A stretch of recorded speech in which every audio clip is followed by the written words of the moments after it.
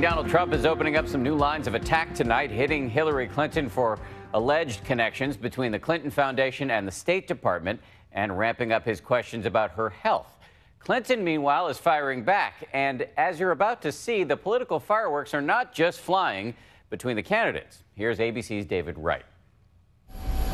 Tonight, Hillary Clinton faces an attack on two fronts. Donald Trump is hammering the Clinton Foundation for what he says is a conflict of interest. It is impossible to figure out where the Clinton Foundation ends and the State Department begins. While also questioning Clinton's physical fitness to serve. She also lacks the mental and physical stamina. Today, Hillary Clinton did her best to shrug it off in the photo booth with Justin Timberlake and Jessica Biel at a $33,000 a ticket fundraiser. But tonight, her campaign is on the defensive. Trump even calling for the appointment of a special prosecutor to quickly or impartially investigate Hillary Clinton's new crimes, which happen all the time.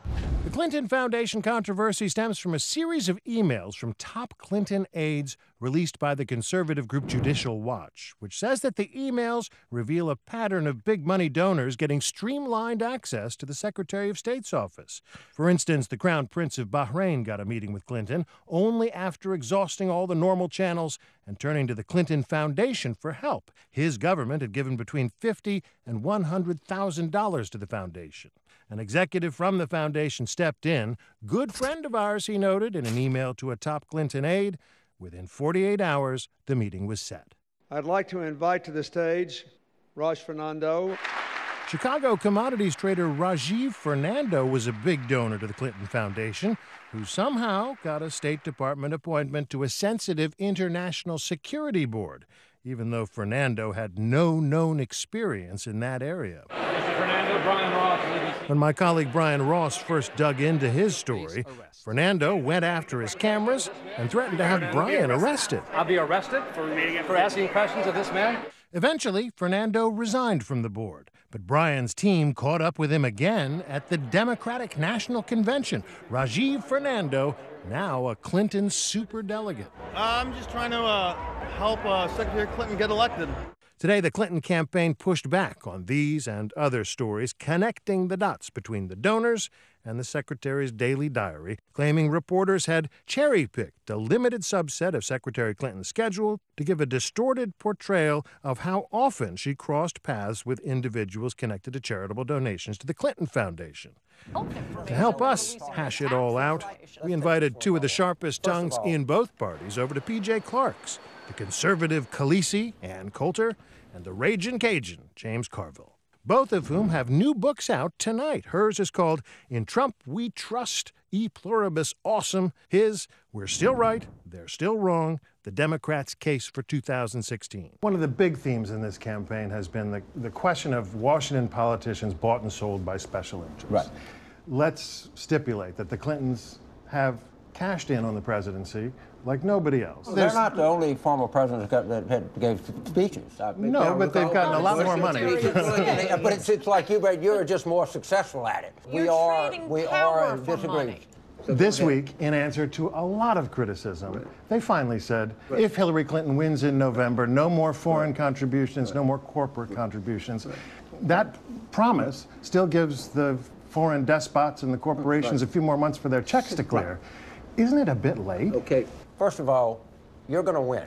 The press is going to win this fight. They will shut the Clinton Foundation down. It will be a great triumph. Now, the 11 million people that get their HIV drugs, they're not going to fare so well. But the potential is there. You have to concede the appearance of a conflict when donors to the Clinton Foundation got special access in terms of the Secretary of State's office. The Clintons have never taken a nickel out of the Clinton Foundation. So how does it profit them? Not out of the Clinton Foundation, but they get money into the Clinton Foundation. And, oh, by the way, my husband gives a great speech. And then Bill Clinton gets hired to give, $600,000 speech. The fight over the foundation is just one prong of attack this week. For Trump and his surrogates, Hillary's health is also a talking point. I think Hillary's tired. The Republicans publicly and repeatedly raising doubts. I'm not saying that, she's had a stroke or anything like that, but this is not the woman that we're used to seeing that would would come at you and get in your grill. Republicans have pointed to this awkward head wag at a muffin shop in June, suggesting that Clinton might have been having a seizure. The reporters who were there, though, say they saw no such thing, that the best that they could tell, she was merely being evasive. The Republicans point to Clinton's persistent cough. Noted her stumbling on the stairs of her plane. So last night on Jimmy Kimmel... Are you in good health? Well, this has become one of their themes. Here, you take my pulse while I'm talking to you. Okay.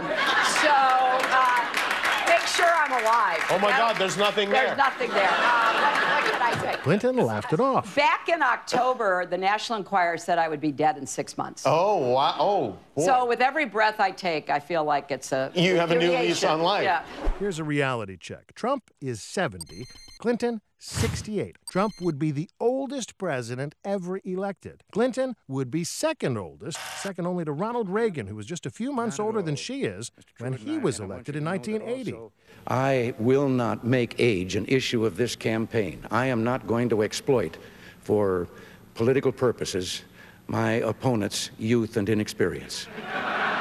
Both of these candidates refused to release their full medical records. Last year, Clinton's campaign released a 2-page letter from her doctor concluding she is in excellent physical condition and fit to serve as President of the United States. Trump released just a brief note from his gastroenterologist full of Trumpy superlatives, describing his test results as astonishingly excellent, adding that Trump would be the healthiest individual ever elected to the presidency. Go figure. I don't think we need to see about Trump's health. I've never seen anyone so healthy. I just try to follow him online, and I'm exhausted. He sleeps 4 hours a night. He's giving a speech every single day. She seems to have some trouble giving very long speeches. Maybe we can find some common ground here and push for total transparency. She should release her health records. He should release his taxes. If IRS abandons the audit. Trump has. And I mean, it's just the idea is he can give a longer speech. That, when I go around the country and I do a lot of stuff, and every time people say, I wish these politicians would give a longer speech. That's what this country really, really needs, is a longer speech. It's not whether you want it. It's a sign of energy. This is already an awfully ugly election.